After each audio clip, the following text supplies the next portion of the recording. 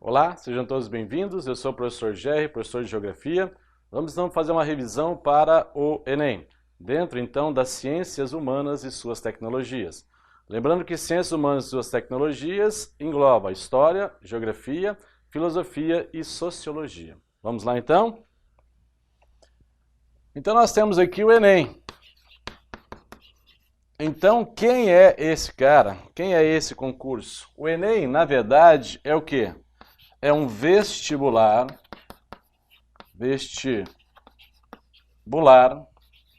diferente. Professor, por que o Enem é um vestibular diferente, né? Porque assim, ó, vamos pegar o vestibular tradicional. Vestibular. Como que você vai estudar para esse vestibular? Você vai estudar a partir então de uma base. Qual é a base desse vestibular? A base então são os conteúdos programáticos, ou seja, o programa dos vestibulares. Cada instituição tem o seu programa. Então nós temos aqui nessa base, né, os conteúdos programáticos.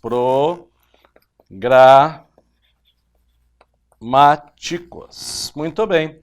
E como deve ser o Enem, não é? Em relação, portanto, ao vestibular? O Enem, não é? Também tem uma base. Mas qual é essa base? Aí muda um pouquinho. Então o Enem trabalha com a matriz, é verdade, não é? Mas ele precisa de duas coisas importantes para o aluno, para o estudante, que são, portanto, as suas competências e as suas habilidades. Então, basicamente é isso. Aqui são os conteúdos programáticos, né? Bastante conteudistas, inclusive. Aqui o Enem vai trabalhar com você as suas competências. Por exemplo, a competência de você interpretar, entender, por exemplo, uma questão. E a partir do entendimento, ter a habilidade, ou seja, saber fazer, se posicionar e, se possível, encontrar a solução para aquele problema. Então, a competência de entender o problema e a habilidade para resolver esses problemas. Então, é assim que a gente vai trabalhar dentro das questões do Enem, não é? Muito bem. Nós sabemos também que o Enem tem uma característica, não é? De ter um texto base e, a partir do texto base, um enunciado e as suas alternativas. Normalmente, cada alternativa tem a mesma quantidade de linha, vai de A até E. Você vai marcar a alternativa certa. Professor, só vai ter uma certa? Talvez tenha uma certa, mas uma mais certa do que a outra. Aí você tem que tomar atenção, portanto, no comando da questão, o que ela pede para que você possa resolver. Então ela pode ter erradas, alternativas muito erradas, mas pode ter uma também que esteja relativamente certa. Mas eu preciso saber qual é verdadeiramente a certa, que corresponde, portanto, ao enunciado e ao texto base. Por isso a competência do seu entendimento e habilidade para resolver, portanto, aquele problema sugerido, né? A partir, então, do Enem, dos vestibulares anteriores, das provas anteriores, melhor dizendo, né, nós temos alguns assuntos que caem de forma mais recorrente, ou seja, aqueles que aparecem mais na prova do Enem. Então vamos trabalhar justamente esses assuntos que mais aparecem dentro dessas provas, dentro desse perfil e dentro da matriz, portanto, do Enem, né? A partir então das suas competências e das suas habilidades. Então vamos começar por um assunto que aparece muito, talvez um dos mais cobrados para o Enem, que é, portanto, a questão agrária. Então nós temos aqui uma questão agrária. Só que quando nós falamos na questão agrária, eu preciso também trabalhar a questão conceitual. Professor, agrária e agrícola tem alguma diferença? Tem sim, né? Então nós temos uma questão agrícola. Quando nós falamos numa questão agrícola, nós temos que pensar em quê? nós temos que pensar num cara chamado de produção. Não é? Então nós estamos falando da produção. E quando nós falamos em produção, a gente não pode deixar de esquecer o modo de produção capitalista. Não é? Então aqui, qual é a intenção quando nós falamos em questão agrícola? É sempre aumentar essa produção. Como é que a gente vai fazer isso? A gente vai explicando ao longo das aulas. Né? Depois nós temos a questão agrária. Professor, e a questão agrária como é mesmo? A questão agrária indica como estão distribuídas as terras segundo o seu tamanho. Aí você vai falar, portanto, numa questão agrária, ou seja, é a organização espacial, não é? Das terras agrícolas. Então, a palavra minha mágica é organização das terras agrícolas, não é? Dividindo basicamente em pequenas, médias e grandes propriedades. No Brasil nós sabemos que há uma concentração, não é, dessas terras, que nós chamamos de estrutura fundiária concentradora. Tá? Vamos começar então pela questão agrícola, vamos começar então pela questão da produção. Vamos falar então de agricultura, não é? Muito bem, então nós temos aqui a questão agrícola, agricultura, não é?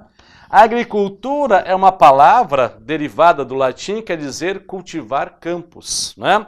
Aí nós temos que prestar atenção. O homem, não é? Circula nesse planeta há mais ou menos uns 100 mil anos. Por 90 mil anos, o homem passou na face dessa terra sem ser percebido, não deixou muitas marcas, porque o homem era um homem nômade, era um homem caçador, era um homem pescador, era um homem coletor. Somente há uns 10 mil anos atrás é que o homem inventa a agricultura num período neolítico. Então, mais ou menos, entre 10 e 12 mil anos atrás, 10 mil anos atrás, nós temos então o homem produzindo o seu próprio alimento. Então, 10 mil anos atrás, num período conhecido como período neolítico, o homem vai produzir seu próprio alimento. Então, nós temos aqui a agricultura, que é, portanto, o plantio, não é? O plantio, portanto, de uma espécie de planta. Aí nós temos a agricultura. O que nós precisamos para ter uma produção agrícola? Basicamente, precisamos de terra. Isso é verdade, de terra fértil, né? E precisamos também de um elemento vital para a nossa vida, que é água. Então, onde que você acha que surgiu primeiro a atividade agrícola do homem? O homem foi deixando de ser nômade para se tornar, portanto, sedentário. Aonde? Na proximidade dos rios. Então, a primeira atividade agrícola do homem foi desenvolvida onde? A agricultura na planície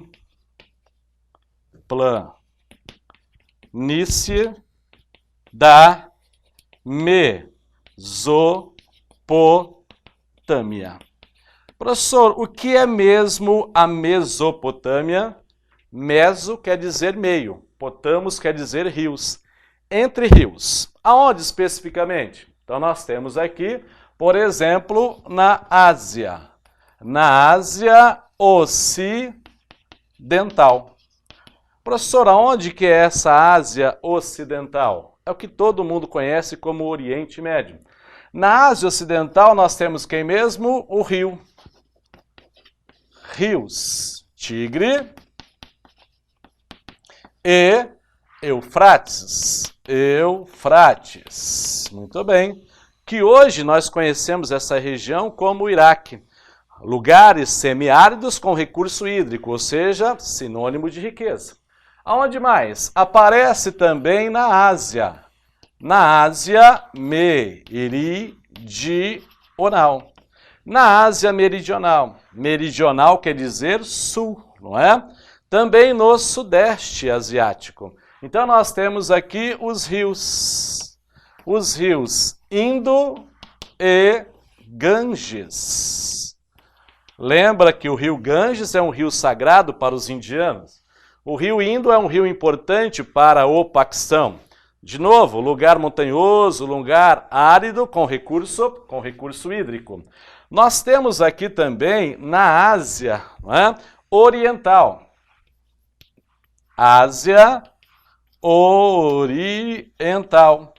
A Ásia Oriental, também conhecido como o Extremo Oriente, nós temos a China. Por exemplo, os rios. Não é? Os rios Amarelo e o Rio Vermelho. O Rio Amarelo e o Rio Vermelho. Na China, um importante país de grande população. E saindo um pouquinho da Ásia, nós vamos então até o norte. O norte da África, não é? Onde nós temos um país chamado de Egito, onde você tem o final a partir de um delta do rio, o pai dos rios, o rio Nilo. Então nós temos aqui o rio Nilo. Então observe que eu não preciso só de terra, mas eu preciso também de água. E o homem começa a deixar as suas marcas, né, a partir agora de um homem sedentário, quando ele vai criar canais de irrigação. Tanto que a primeira agricultura era conhecida como agricultura de regadio, de regar o solo através, portanto, desses canais. Então a água se tornou um elemento de fundamental importância. E se você ligar a Ásia à África, né, a partir, portanto, de uma área de água e de solo, você vai ter o crescente fértil, o grande fértil. Crescente porque formou, como se fosse, portanto, a forma de uma lua crescente. Então, as primeiras áreas agrícolas do mundo aconteceram onde? Na proximidade dos recursos hídricos. Portanto, a sociedade era conhecida como uma sociedade hidráulica ou uma sociedade hídrica. E qual é a característica marcante, então, dessa agricultura? A irrigação, a criação, portanto, de canais, é a marca que o homem vai deixar sobre a face da terra. Então, a agricultura foi importante, não é? A agricultura, do que mesmo, professor? Uma agricultura de regadio, onde nessa agricultura e a partir dela, o homem passa a ser, então, homem sedentário, não é? O homem passa a ser agora um agricultor, vai cultivar, portanto, esse solo. Lembra? Proverás o seu pão com o suor do seu trabalho, até voltares ao pó, do pó vieste, ao pó retornará. Observe, desde que o homem foi expulso do paraíso. Vai produzir seu alimento agora a partir do plantio. Mas nós sabemos que a agricultura também é muito trabalhosa. E nós sabemos que o animal, o homem, é, portanto, perfeito. Por quê? Porque ele é a imagem e semelhança de Deus. Mas tem algumas limitações físicas. O homem, né, percebeu, é claro, que não é tão forte como alguns animais. Então, o que o homem faz? Além de domesticação das plantas, passa a domesticar também os animais. Então, nós temos aqui a figura da agropecuária. Professor, quem está dentro da agropecuária? Nós temos, então, o plantio. Plantio de plantas. Nossa, professor, plantio de plantas é quem? É a agricultura. Nós temos a criação de animais. Animais. É o que nós chamamos de pecuária, não é? A pecuária, a agricultura. E nós temos ainda um cara chamado de plantio de árvores. Árvores. Como se chama mesmo o plantio de árvores? Silvicultura. Então nós temos aqui a agricultura. Nós temos aqui a pecuária. que pode ser, gente, a pecuária bovina, pecuária ovina, pecuária caprina, bufalina, um montão delas. Tudo isso é pecuária. E nós temos aqui, portanto, o plantio de árvores, né? O plantio de árvores é a silvicultura. Muitas vezes aparece na prova esse termo e o aluno não consegue marcar porque não sabe o que é. Silvicultura, plantio de árvores, pecuária, criação de animais, agricultura, o plantio, né, dessas plantas. Então o homem fez o quê? Vai domesticar as plantas e vai domesticar os animais. Então o que acontece com o passar do tempo? O homem vai desenvolvendo, portanto, mais e mais técnicas para aumentar a sua produção e aumentar a sua produtividade. Então nós saímos do período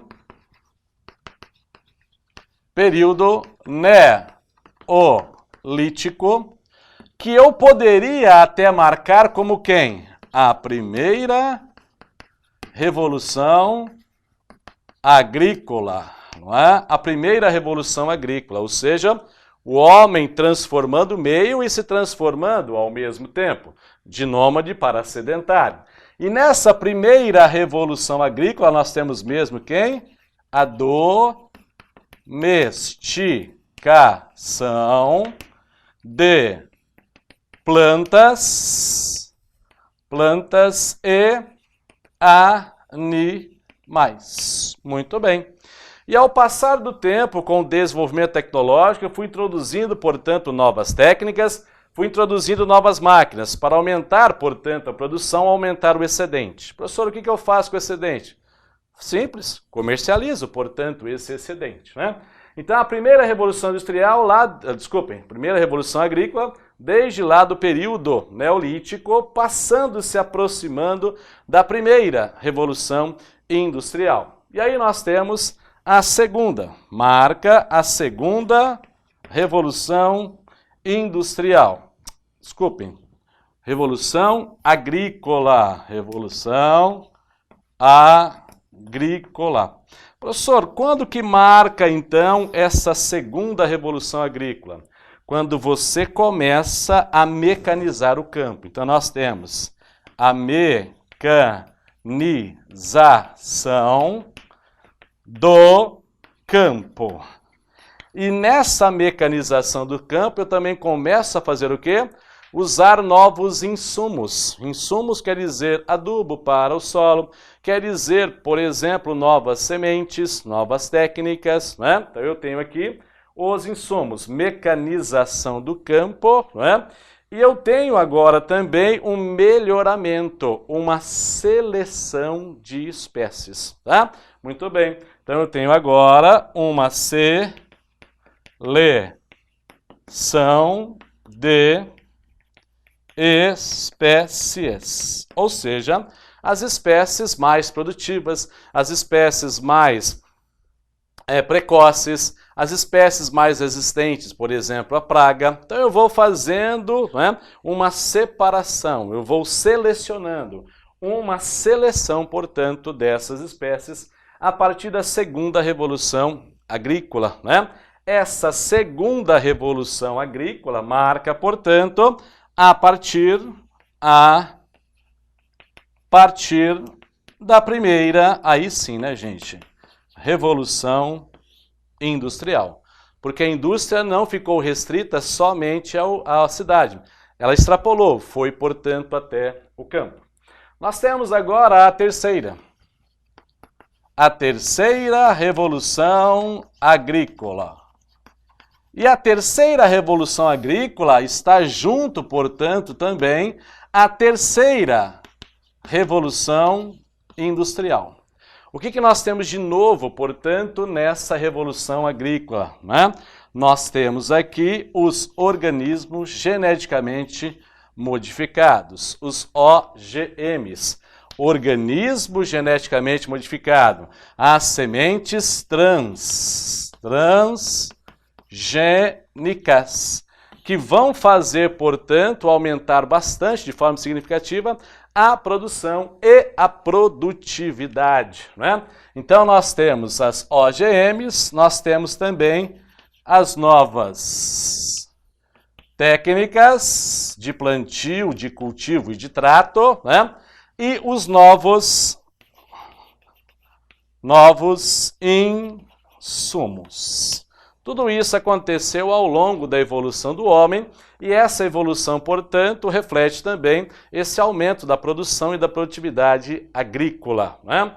Vamos fazer uma divisão bem simples agora dessa agropecuária. Então nós temos agora essa agropecuária. Agropecuária. Se eu pensar na agropecuária, eu preciso pensar quanto ao destino. Então, qual seria o destino da minha produção? O destino pode ser dois. Pode ser um destino da subsistência. Da subsistência, ou seja, plantar, criar para consumo próprio, sem produzir um excedente, sem comercializar. Contrariando até a lógica do capitalismo, né? Ou pode ser um destino do mercado. Aí sim, eu vou plantar para o excedente eu passo a comercializar. Numa visão, portanto, numa figura, num sistema mais capitalista. Quanto, então, ao destino? Quanto às técnicas? Quanto às técnicas a serem utilizadas, né, na agricultura? Quantas técnicas? Podem ser 3 tipos de técnicas. Pode ser, então, a agricultura tradicional. A tradicional usa bastante força de trabalho para pouca tecnologia. Ou pode ser a moderna. A moderna é o contrário, né? A moderna é aquela que usa menos mão de obra para usar mais tecnologia, aumentando assim a sua produtividade. Mas aí nós sabemos, né, que a gente vai usar também bastante aqui defensivos químicos, os chamados agroquímicos, né? E aí qual seria uma atividade nova para usar menos esses agroquímicos? Né? Uma agricultura chamada de alternativa, que é basicamente a produção de produtos orgânicos, livres, né, ou quase livres, dos agroquímicos. Tá? Então, quanto ao destino, subsistência, mercado. Técnicas, tradicional, moderna ou alternativa. E quanto agora à mão de obra. Quanto à mão de obra ou trabalho, né? Então, dessa mão de obra pode ser, por exemplo, uma produção familiar, não é? Pode ser uma produção, não é? Patronal. Pode, patronal. Pode ser também. Ou pode ser o uso através de contratos, através, portanto, de parcerias, né? Então, nós temos aqui parcerias, não é? Muito bem. Então, nós temos quanto à mão de obra familiar, patronal ou os parceiros, né? A técnica tradicional, moderna ou alternativa. E o destino, subsistência ou mercado. Então, ao longo da história da humanidade, ao longo do avanço técnico da humanidade, a agricultura seguiu, portanto, esses avanços, aumentando assim a produção, aumentando a produtividade. Haja visto que a população mundial cresce e cresce as suas necessidades alimentares. Tá bom, gente? Espero ter ajudado. Um abraço. Até a próxima.